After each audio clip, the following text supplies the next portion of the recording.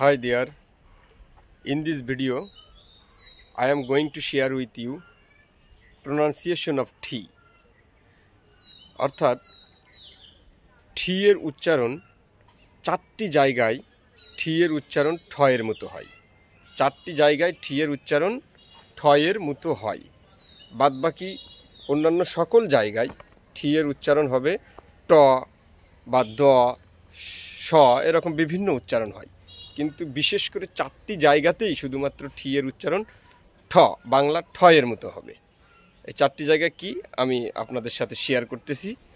সেটা হচ্ছে কোনো শব্দের শুরুতে যদি টি লেটারটি থাকে, কোনো শব্দের শুরুতে যদি এই টি লেটারটি থাকে, তাহলে এই টি এর উচ্চারণ হবে ঠ এর মতো। যেমন টাইম, টাইপ, টেলিফোন, টেলিফোন।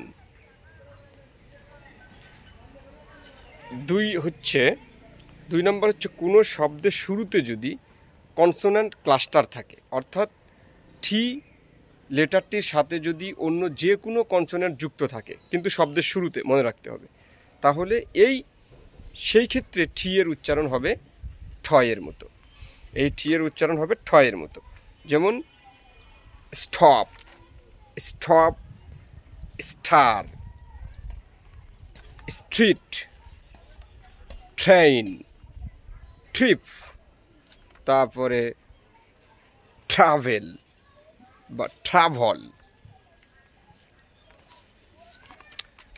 তারপরে 3 নম্বর হচ্ছে কোনো স্ট্রেস সিলেবলের শুরুতে, কোনো স্ট্রেস সিলেবলের শুরুতে যদি টি লেটারটি থাকে, তাহলে এই টি এর উচ্চারণ বাংলা ঠ এর মতো হয়, বাংলা ঠ এর মতো হয়। যেমন অ্যাটেন্ড, যেমন অ্যাটেন্ড। 4 নম্বর হচ্ছে যদি কোনো শব্দের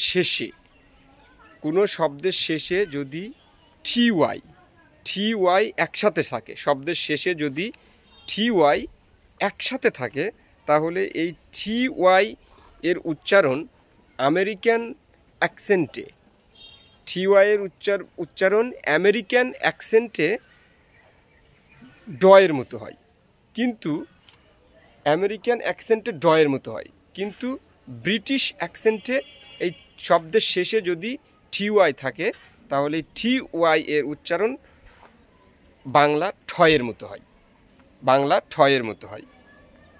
যেমন আমি যদি কয়েকটা উদাহরণ বলি, যেমন সিটি, সিটি, কিন্তু আমেরিকান অ্যাকসেন্টে এটার উচ্চারণ হবে সিডি, সিডি, অর্থাৎ শহর।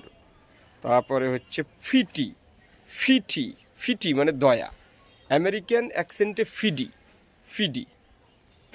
60, 60, ব্রিটিশ উচ্চারণে 60, আমেরিকান উচ্চারণে হবে 6D, 60, এর অর্থ হচ্ছে 60। এই চারটি বিষয় আমি আপনাদের সাথে শেয়ার করলাম।